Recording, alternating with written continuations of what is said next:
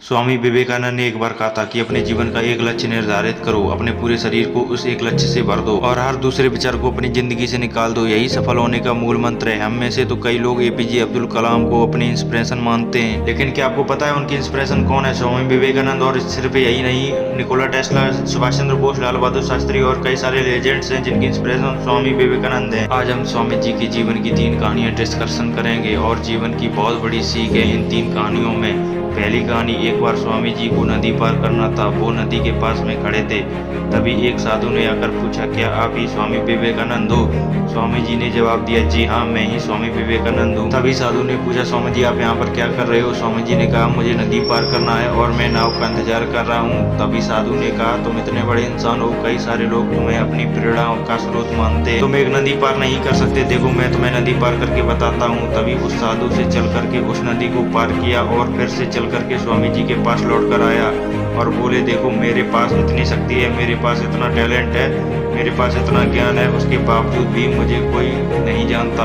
और तुम्हारे पास कोई ज्ञान नहीं, कोई शक्ति नहीं, उसके बावजूद भी सब तुम्हें जानते हैं। तभी स्वामी जी मुस्कुराए और साधु से पूछा, तुम्हें ये विद्या सीखने में कितना टाइम लगा? साधु ने कहा कि 15 साल। इतने में स्वामी जी की नाव आ गई और नाव ने स्वामी जी को बैठाया और नाव में चल दिए। दोनों ने नाव में बैठकर नदी पार की और पार करने के बाद स्वामी जी ने अपनी जेब से 1 रुपया बाहर निकाला और उस नाव वाले को दे दिया, यानी कि दोनों के मिला के 50-50 पैसे, यानी कि 1 रुपया उन्होंने दे दिया। तभी स्वामी जी ने साधु से कहा, जो काम तुम 50 पैसे में कर सकते थे उसके लिए तुमने अपनी जिंदगी के 15 साल बर्बाद कर दिए, और यही 15 साल समाज की भलाई में लगाते तो आज तुम्हें पूरी दुनिया जानती, और मैंने यही किया इसलिए मुझे पूरी दुनिया जानती है और तुम्हें कोई नहीं जानता। और स्वामी जी ने साधु से कहा, तुम्हारी तरह कई सारे लोग ऐसी चीजों में दिन, हफ्ते, महीने, साल लगा देते हैं, लेकिन उनकी जिंदगी में कोई मतलब नहीं निकलता, इसलिए अपने टाइम को ऐसी ही जगह पर लगाओ जिसका एक्चुअल में उसका कोई सेंस निकले, क्योंकि टाइम से बढ़ के इस दुनिया में कोई भी चीज नहीं है। अगर समय बर्बाद तो जिंदगी बर्बाद। दूसरी कहानी, एक बार स्वामी जी एक ब्रिज पर चल रहे थे,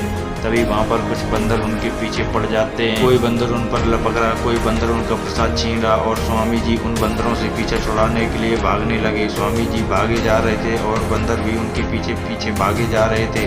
तभी एक आदमी ने स्वामी जी से कहा, तुम डरो मत, उनका सामना करो, तुम जितना ज्यादा इनसे डरोगे ये उतना ज्यादा तुम्हें डराएंगे। तभी स्वामी जी पीछे मुड़ते और आंखें निकालकर उन बंदरों पर जोर से चीखते और तभी सारे बंदर वहां से दुम दबाकर भाग जाते। और उन्हीं बंदरों की तरह होते हैं हमारे नेगेटिव थॉट्स जिनसे हम डरते हैं। जितना ज्यादा हम इनसे डरेंगे उतना ही ज्यादा ये हमें डराएंगे, इसलिए नेगेटिव थॉट्स और डर से डरो मत, बल्कि उनका सामना करो। इनसे तुम जितना ज्यादा डरोगे ये उतना ही तुम्हें डराएंगे, और अगर तुम इनका सामना करते हो तो नेगेटिव थॉट्स भी और डर भी तुमसे डर जाएगा। तीसरी कहानी, एक बार स्वामी जी और उनके गुरु स्वामी गुरु परमहंस जी कहीं एक साथ जा रहे थे। तभी रास्ते में उन्हें एक आदमी मिला जो पत्थर पर कुछ बना रहा था। तभी रामकृष्ण परमहंस जी ने कुछ पूछा कि तुम इस पर क्या बना रहे हो? तब उस व्यक्ति ने जवाब दिया, मैं एक राजा की मूर्ति बना रहा हूँ। रामकृष्ण जी ने पूछा, क्या तुम्हारे पास उस राजा की तस्वीर तुम्हारे पास है?